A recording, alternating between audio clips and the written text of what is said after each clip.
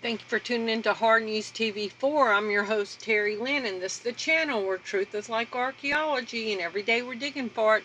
Today is August 24th, 2020, and this article is from like a half hour ago. Kellyanne Conway is leaving the White House. There's been big drama between her and her husband and her kids, and so she's turned in her letter of resignation. Kellyanne Conway, one of Donald Trump's most influential and longest-serving advisors, announced Sunday that she would be leaving the White House at the end of the month. Conway, Trump's campaign manager during the stretch run of 2016 race, was the first woman to successfully steer a White House bid, then become a senior counselor to the president. She informed Trump of her decision in the Oval Office. Conway cited a need to spend time with her 4 children in a resignation letter she posted Sunday night. Her husband, George, had become an outspoken Trump critic and her family a subject of Washington's rumor mill. "We disagree about plenty, but we are united on what matters most, the kids," she wrote. "For now and for my beloved children, it will be less drama and more mama." So her teenage daughter was wanting to be emancipated because she's so sick of all the fighting in their family. So that's article number 1. Article number 2 is schools face fierce backlash for asking parents to sign waivers saying they won't observe classroom online. Is this crazy? So schools did not want parents to watch what was being taught online. A school district in Tennessee is facing criticism after parents were asked to refrain from listening in during their children's online classroom instruction. Rutherford County Schools in Murfreesboro, Tennessee, had asked parents to sign a form agreeing to give teachers privacy with students, according to Fox News. The district soon came under fire, Fox reported, and retracted its stance, asking parents not to listen to what their children were being told during virtual classes. Parents are now no longer being asked to stay away from participating in the educational experience of their children. "We are aware of the concern that this has raised during about distance learning letter that was sent to parents," School District Communication Director James Evans told Fox News. So y'all, this just shows that we just have to push back against everything. If something's not right, we need to just keep on pushing back. It says on August 8th, a Pennsylvania teacher named Matthew Kay complained online with other teachers that distance learning would prevent him from speaking to kids about subjects such as diversity, gender, and sexuality, because they're concerned about the parents hearing brainwashing techniques being used on their kids. But because of the pushback, they backed away from it. Article number 3 is Health Shame and Guilt campaign plan to coerce COVID-19 vaccinations. Some government leaders have insisted that the economy must remain locked down until a coronavirus vaccine is available. President Trump has confirmed that several companies are rushing the development of the vaccine and that one would be available by winter. It was by the first of the year. So now this is before the end of the year.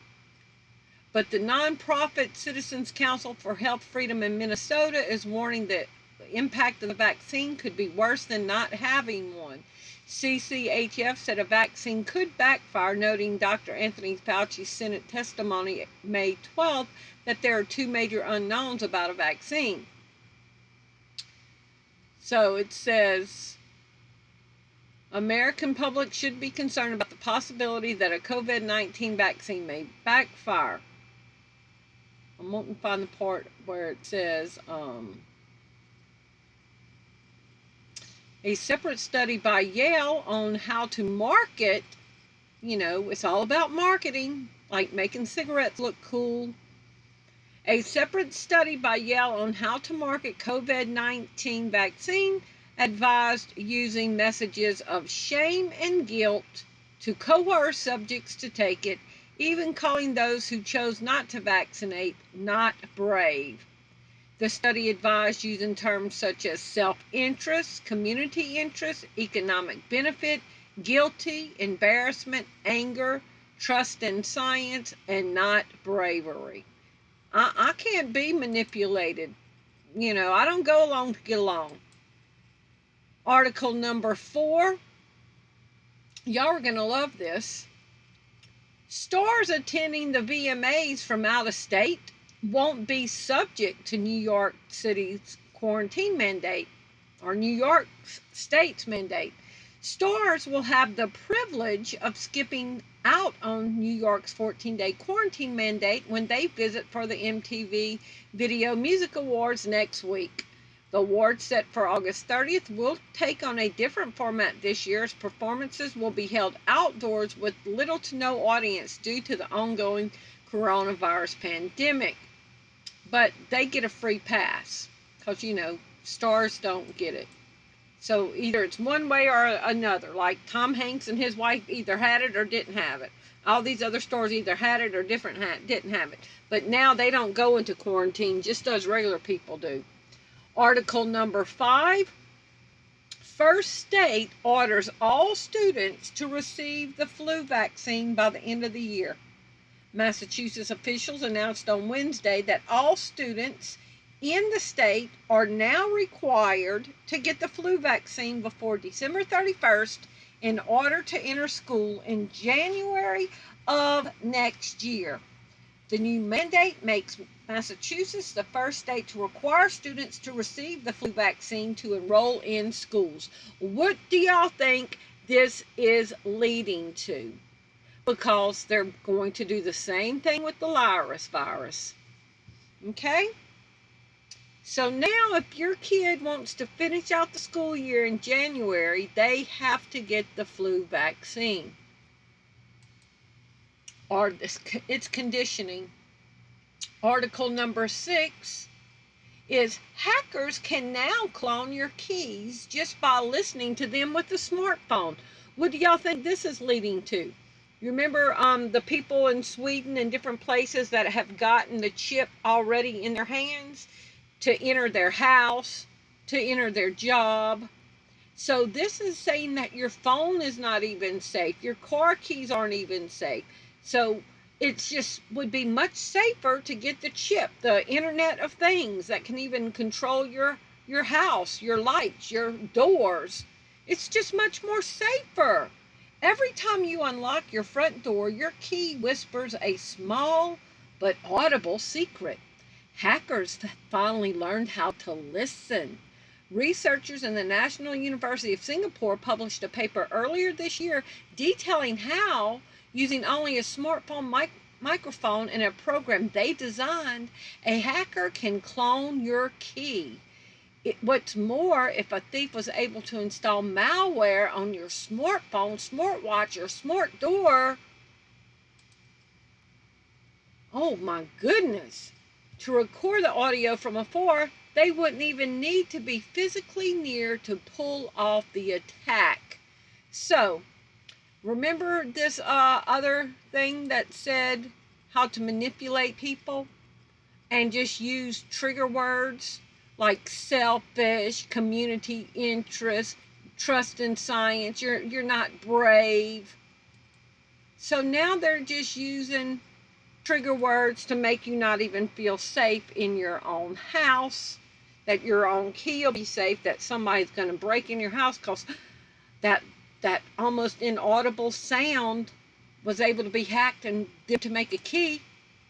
I mean, do y'all see how they're pushing an agenda? This article is from August 19th. Football coach orders players to photograph and report students not wearing masks. Football players at the University of Miami in Florida are being tasked with patrolling campus and enforcing the school's mask mandate. This includes being encouraged to take photos of student mask infractions and report them to coaches. The rebellious football team that shocked the world by sidestepping polite college football etiquette in the 1980s and won championships while doing so, has embraced Miami-Dade County's very strict health mandates during the coronavirus pandemic. So now your favorite football player has turned into a snitch. Wow, how tough is that, huh? Okay, article number 8. Utah governor, students who don't wear masks will be charged with a crime. So you're being forced to have to vaccinate your kids. When they go to college, the football players are being narcs on them. And then now in Utah, the governor says students who don't wear masks can be charged with a crime. Utah Governor Gary Herbert, or aide in Louisiana, I don't know how he says it, has no sympathy for parents objecting to his edict that children attending school either wear masks or face possible criminal charges. Herbert, or aide, issued the mask mandate for grades kindergarten through 12th grade in July.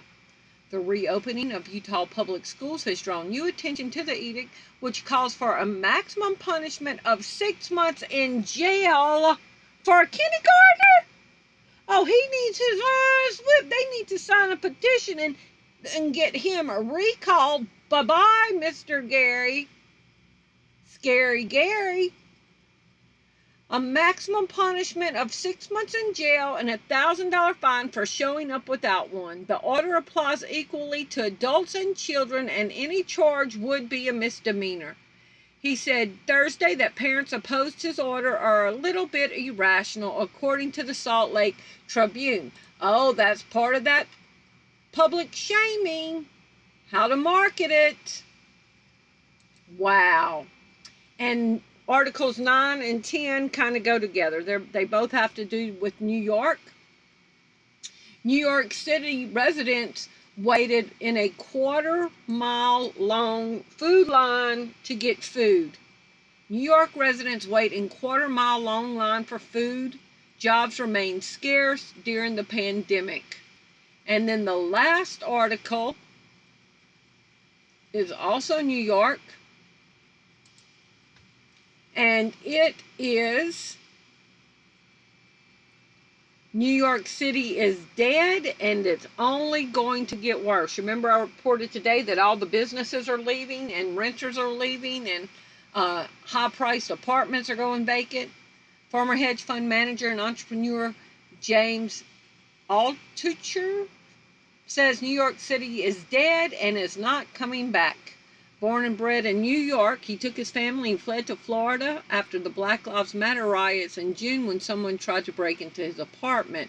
Since then, the city has continued to suffer a huge surge in shootings. I read today it was reminiscent of the 1980s. And violent crime, as well as an anemic financial recovery from the coronavirus lockdown. But instead of worrying about the economy and lockdowns and getting businesses back to work, we got this little a-hole governor in Utah that wants to put kindergartners, adults and children alike, wants to put kindergartners in jail for 6 months. Any prosecutor that would take this, oh! Anyway, there's my top 10 for today. Kellyanne Conway turns in her recognition. Schools face backlash for asking parents not to listen in on them. How to market the COVID vaccine, use shame and guilt. Stars will not be quarantined, going to New York. First state orders all students to get their flu vaccine. Hackers can hear to make a key off the sound of your key. That's to push the chip. Football coach orders the football players to photograph and shame and report students. Utah governor wants to put kids in jail. New York City is turning into a hellhole. Y'all leave me your comments below and let me know what you think. Thank you for watching. Bye-bye.